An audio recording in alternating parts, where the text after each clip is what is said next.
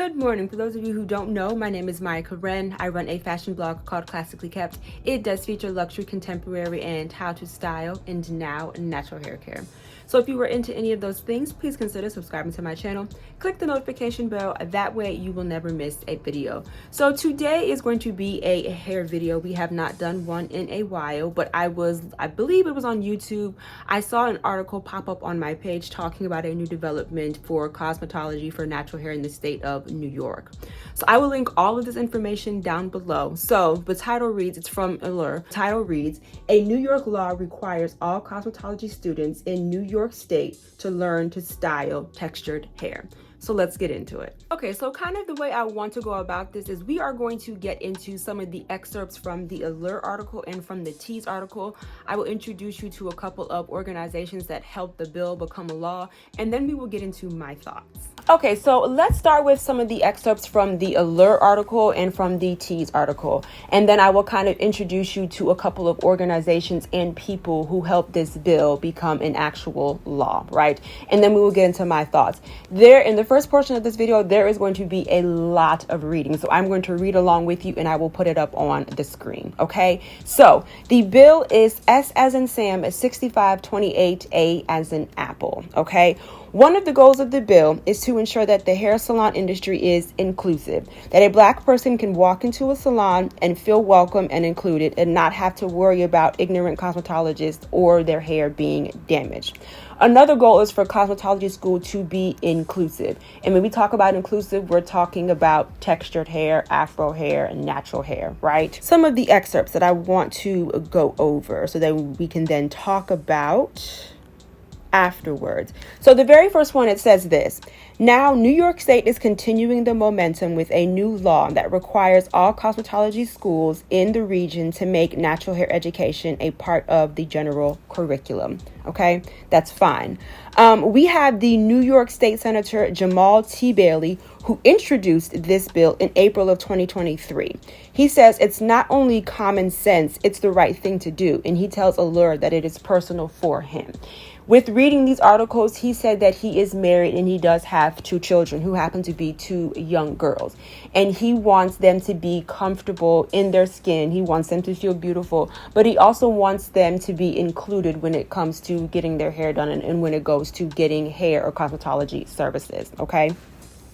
So his full statement, or one of his statements, read, speaking on the importance of the bill's passing, Senator Bailey shared in a statement, hair is deeply personal. As a proud husband to my wife and father of 2 young girls, I want them to feel confident and beautiful when it comes to their uniquely textured hair. And in all the ways, it is inextricably linked to our well-being, personal identity, and how we show up in the world. I do agree with that. Individuals with hair of all textures deserve to feel welcome, understood, and safe when they seek out hair care services. Okay? And then he also added, the current standards in the cosmetology industry often do not adequately prepare professionals to work with diverse hair texture. This knowledge gap disproportionately impacts women and girls of color with textured and diverse hair who face challenges in seeking out services that meet their needs.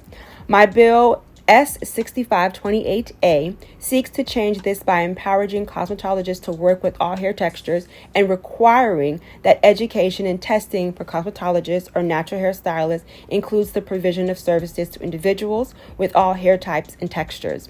This is an important step towards greater access and inclusion. We would not be here with the efforts of all of the professionals and the industry leaders who dedicated work and advocacy has helped elevate the standards of education and care for individuals with all hair textures. Okay. And then also it says Bill S6528A's main goal is to diversify cosmetology school education in order to equip all students, regardless of race, with the knowledge to work across every hair texture. As the bill states, graduates should have the ability to provide styling and hair care services to individuals with all hair types and textures, including, but not limited to, various curl or wave patterns, hair strand thickness, and volumes of hair. Okay, and then it reads from the Allure article, introduced in April of 2023, bill was originally signed into law by Governor Katie Hochul on November 17th, 2023, and it will take full effect in approximately 6 months. This gives cosmetology schools in New York State time to adapt their courses and overall curriculums to ensure they're in alignment with the new law. These are excerpts from the Tease article. It says, in order to meet these requirements, all New York State cosmetology school classes must include textured hair education, and it will be the school responsibility to update their curriculum accordingly. Failure to do so will result in disciplinary action for the school, which could include civil penalties such as fines for non-compliance. Okay, so now I want to introduce to you two organizations that helped this bill become a law. The first one is the PBA, which stands for the Professional Beauty Association. So this is what it states. It says that this organization is dedicated to advocating and fighting for the rights and professionalism of the beauty industry and is committed to the long-term success of beauty professionals and the business that employ and support them. As the largest and most inclusive trade organization representing the entire beauty industry, PBA advocates for legislation on behalf of the industry, including such things as fighting against deregulation. PBA also provides curated resources to empower members, including education, business tools and resources, curated healthcare and insurance options, exclusive events, charitable initiatives, scholarships, networking opportunities, and proprietary reports and data. Members include manufacturers, distributors, salons, spas, schools, independent practitioners, students, and industry suppliers. For more information on membership, please contact or please visit this website, right? That is the fourth organization that has helped this bill become a law, or they have been on the forefront. The next organization is TEC, which stands for Texture Education Collective. And it says this was formed by an alliance of professional hair industry leaders with a shared goal of encouraging cosmetology state board licensing requirements and curriculums nationwide to be inclusive of all hair types and textures. One of the primary objectives of the TEC is to encourage states to adopt textured hair education as a part of their curriculum and state board exams. The goal is to empower cosmetologists and stylists with the confidence to consult and work with clients who have textured hair while maintaining the styling, performance, health, and safety standards they learn in their cosmetology programs, okay? I do want to read this last excerpt because I feel like this is going to come into play later on. Founding members of the Texture Education Collective include Aveda, Diva Curl, L'Oreal USA, and Neil. Supporting partners include Avalon, BBR, Bumble and Bubble, Evie Johnson, I think that's Laanza, Living Proof, Milady, Sam Vila, and Texture versus Race. I want you to remember that because we're going to talk about these founders or these members of this organization, because immediately when I read it, for me personally, my antennas kind of went up, okay? So keep that in mind and we will come back to that.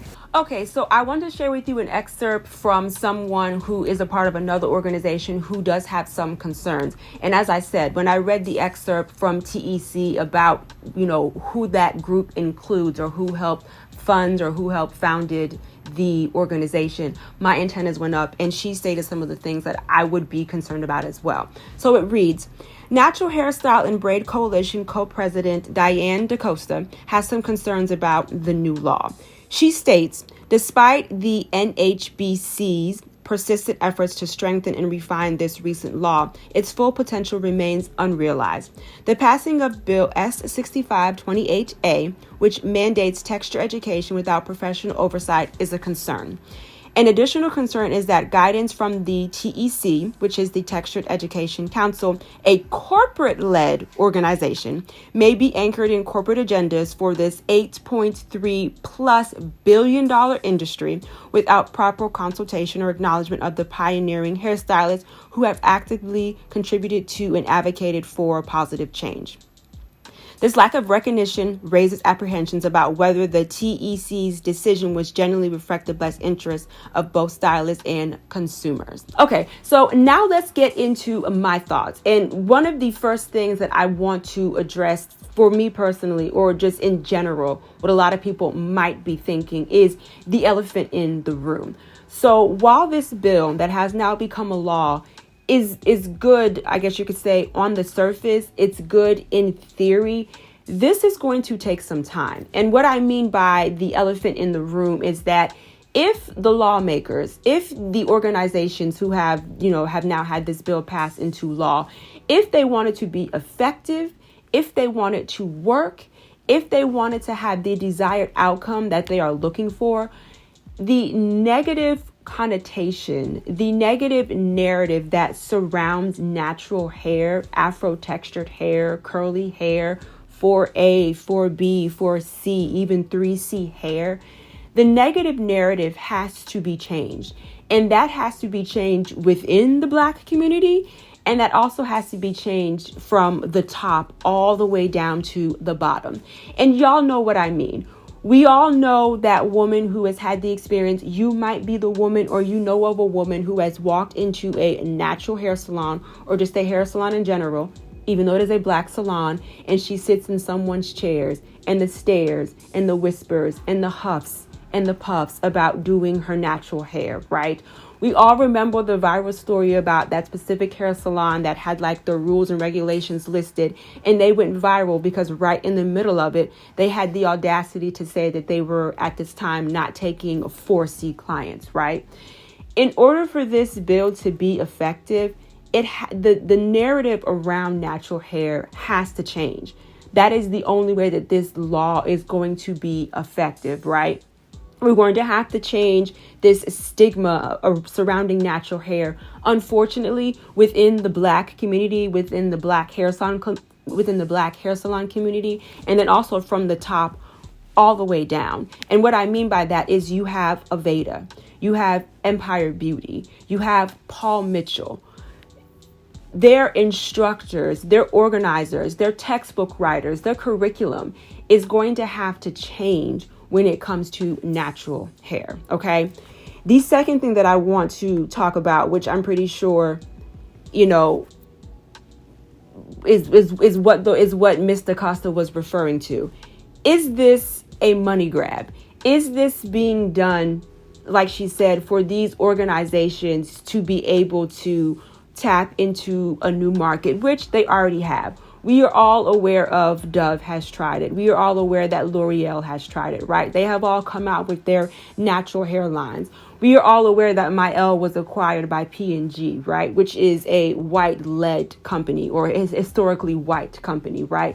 So is this just a new way for people who have not tapped into this market before to tap into this market? And even so, within the natural hair community, within the Black community, is this a money grab? Again, we all have heard the horror stories. You probably all know a woman who is natural and has walked into a natural hair salon or has sat in the chair of a hairstylist or a cosmetologist who claims that they know how to do natural hair, but they don't know what they're doing. And when you look at their book of business, or when you look at their gallery of photos, all you see is relaxers, weaves, and wigs, right? I think the concern for the consumer is going to be, is this genuine or is it a money grab? And do we have outsiders who are trying to come in and infiltrate and also, you know, tap into a market that really for a long time no one has really cared about, like no one has really even been thinking about. The next thing that I want to talk about is the interchanging of words. And we do it all the time, but I think with this situation, I think it matters and we need to be careful with the words that we're using. I will give you the perfect example. So the allure title reads, like I said, a New York law requires all cosmetology students in New York State to learn to style textured hair. I feel like sometimes we interchange the word style and care, right? And what I mean by that is, just because you know how to style textured hair does not mean you know how to care for it, right? I know back when I was relaxed, or back in the day, I guess you could say back in the early 2000s, when I went into a hair salon and when someone was a licensed cosmetologist, they did your hair, as we would say in the insurance world, from cradle to grave. They did it from the beginning to end. There was none of this, you know, oh, you're getting your hair braided? Okay, make sure you come to my shop, shampooed, conditioned, and blown out, right? There was none of that. As a licensed cosmetologist, you should be able to handle your client's hair from cradle to grave, right? And I feel like it says learn to style textured hair. There is no mention in the Allure article about taking care of styled hair or taking care of textured hair. Styling textured hair and caring for textured hair are two different things, in my opinion. And in my opinion, a cosmetologist should be able to do both. Not only should they be able to style their natural hair clients' hair, but they should be able to answer questions. They should be able to give tips. They should be able to do, suggest products. They should be able to trim the hair. I should not be going to my cosmetologist when my hair is natural just for styling, right? Of course, someone is going to make the argument that if a cosmetologist is able to style natural hair, that they're also going to be able to care for it. And that's not the case. As I said, we all know about this new wave cosmetologists or stylists when it comes to TikTok and Instagram who want you to come with, especially if you are getting braids, who want you to come with your hair fully washed, shampooed, and conditioned, and you literally sit in their hair and they install the braids, right? They are styling your hair. They are not necessarily taking care of your hair, and they might not necessarily be worried about the health of your hair. My next question or my next thought is going to be, at these beauty schools, who's going to teach the cosmetology students how to style and how to care for the natural hair? Like I said, Empire, Aveda, Paul Mitchell, they're instructors. Who's going to teach them? Are they going to bring someone in? Is it going to be, taught by them within this 6-month period for the beauty schools to get to be in compliance? Are they going to bring someone in to teach their instructors to then teach the cosmetology students? Styling natural hair, caring for natural hair takes time. Although these people might be professionals, more than likely these instructors have never touched or taught natural hair. There's going to be a learning curve there. So I had that question, and then I got this excerpt. I believe this one is also from Allure. So it says the Professional Beauty Association, which is PBA, in conjunction with TEC, which remember stands for Texture Education Collective, which was founded again by Aveda, Diva Curl, L'Oreal USA, and Neil, have been championing this new law and will be providing additional support to New York State cosmetology schools. As the state board exam will now include textured hair, its questions will not only need to be updated, but cosmetology classes will also need to ensure that they have diverse mannequins as well as hair models so that their students can receive proper hands-on training. Okay. It says we're working towards offering supplemental materials, resources, and guidance to cosmetology programs and or regulators with added focus on textured hair to support the transition. This is what PBA's Government Affairs Director Myra Reddy told Allure. So that kind of answered my question, because next my question was going to be, okay, who is going to be at the state board exam for the natural portion? What credentials does this person have? What experience does this person have? Where did this person come from?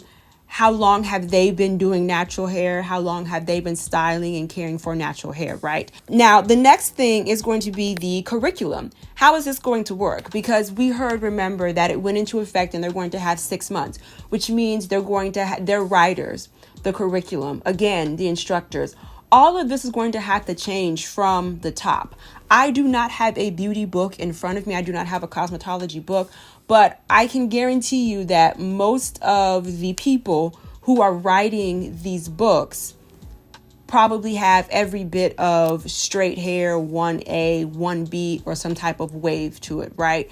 The focus has not been on natural hair. So the question is going to be the curriculum. What is it going to look like? What words are they going to be using? What is the attitude going to be towards natural hair, right? That's also important about how it's going to come across in the curriculum. Because if you have someone, let's say you have a white woman from the Midwest, she wants to be a hairstylist, she wants to be a licensed cosmetologist, she wants to set up shop, she wants to open her own shop, right? Being where she's from, or her demographic, or her environment, or her community, she may not have come across natural hair, Afro textured hair, curly hair, 3A, 4B, right? depending on how the curriculum is written, right? Depending on the wording, depending on her instructor's attitude towards natural hair, that might give her the impression that natural hair or Afro textured hair is difficult to work with. That might give her the impression that it's undesirable, right? The way that the curriculum is going to talk about natural hair, the way that the instructor is going to introduce natural hair, especially to someone who has never worked with it before, is going to matter greatly. I personally think. Like I said in the beginning, the number one thing that is going to have to change when it comes to natural hair, Afro textured hair, curly hair, coily hair, wavy hair, is the attitude. And if you have someone who's in cosmetology school and has never seen or dealt with this before, and her textbook is telling her that it's hard to work with and it's unmanageable, her instructor is saying that it's, it's not a coveted hair texture, it's hard to work with, it's ugly, you really won't have to deal with it, once you pass your state boards. That's going to be a lasting impression with that person, and they might actually believe it, and then their entire career, they might just shy away from Afro textured hair. So here's one other thing that I do want to say, because this is I don't know if it's an unpopular opinion. I do know that there are some women who do feel like this, and this is not me trying to sound racist. This is not me trying to be a bigot.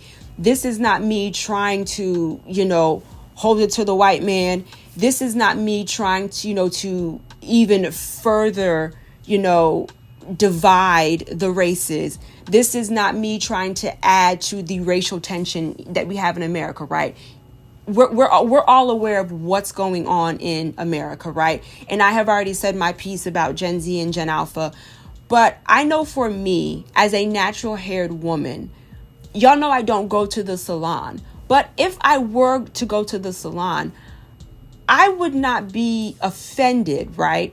If I walked into a Paul Mitchell salon, an Empire Beauty salon, or an Aveda salon, and there was no one there to do my hair, right? I'm not looking to be included when it comes to my hair experience, right?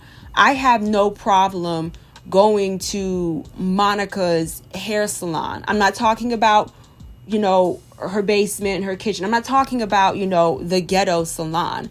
I'm talking about a nice, friendly environment, upscale salon that caters to Black women or that caters to natural hair.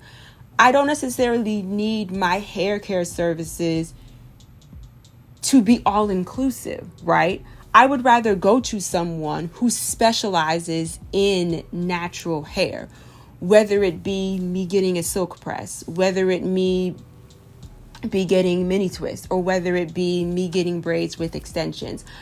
I don't necessarily need to feel, me personally, I don't necessarily need to feel included in that. White women get blowouts as well. Does that mean that I need to be sitting next to a white woman in the same salon to get my hair done? Not really. That's my opinion. Now, I know some people will say, well, it also depends on, where you live. Let's take, for instance, a young Black woman who is natural, who has just moved to the Midwest for a job opportunity of her lifetime. She's, looking in her community, she's looking at the demographic, and she sees that it's not a lot of Black people in her area, right?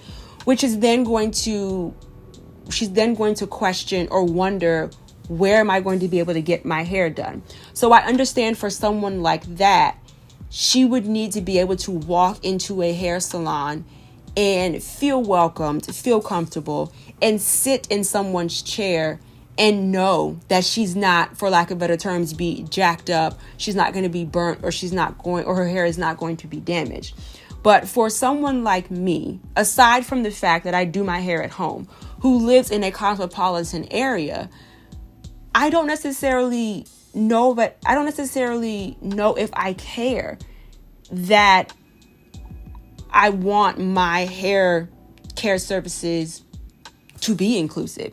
Not saying that I can't sit in a salon with a white woman or an Asian woman and, Hispanic woman and, have a conversation, be friendly and kiki. That's not what I'm saying. What I'm saying is that that's not important to me. Now, on the flip side, as far as just the cosmetology world, I definitely understand where it's coming from, because we all hear, and I'm going to see if I'll see if I'll be able to find the article, but this article went viral. I can't remember if it was in Essence. I don't remember where it was from, but I mean, you had women like Keke Palmer, Zendaya, Marsai Martin talking in this article, and even like models, like top-notch models, like I think her name is Ducky Thought, talking about how they would come on sets and there would be no makeup artists for them, and there wouldn't be a hairstylist there that knew how to do their hair. Because in the article, they were always talking about, people would always comment, about how crazy their makeup looks. Because sometimes I would look at movies, like for instance, I know one that made me so mad was Jumping the Broom. Angela Bassett. Angela Bassett is a legend. She is everybody's mama, mother figure. She is always acting. Angela Bassett is in everything. And I specifically remember when they were getting ready to meet, what's that girl's name? It's not Farrah Fawcett. That's terrible. What is her name? I cannot think of her name right now. Paula Patton. I remember when they were getting ready to meet her fiance for the first time, and Angela Bassett turned around and those beady beads in the back of her kitchen were not combed out. I was shocked. There was nobody on set that when they put that wig on that woman, she's Angela Bassett. There was nobody on that set that could have looked her, given her a once over and said, hey, let me comb this kitchen for you. Notice I didn't say anything about nappy. Notice I didn't say anything about not. All I'm saying is that y'all could have just combed that out. It would have taken 2 seconds, right?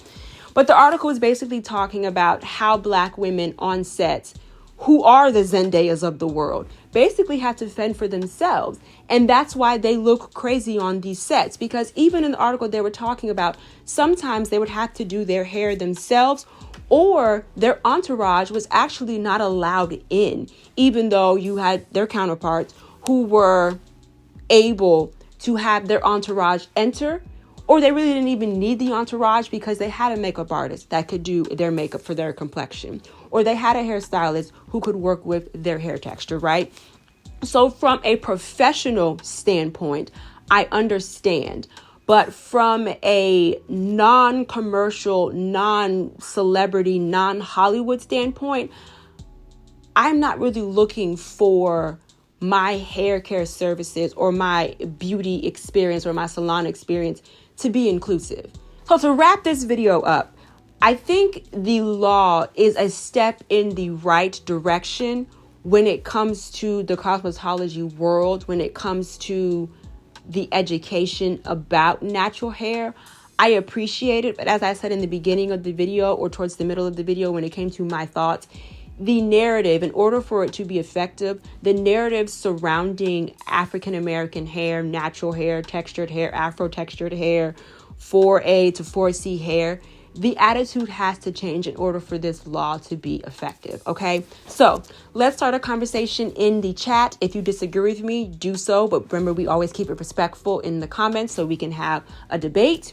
I just want to remind you, here on YouTube, I do upload videos every Wednesday and Sunday. And of course, right here, I'll put my Instagram handle. Thank you so much for hanging out with me, guys. Bye. We always have it coming.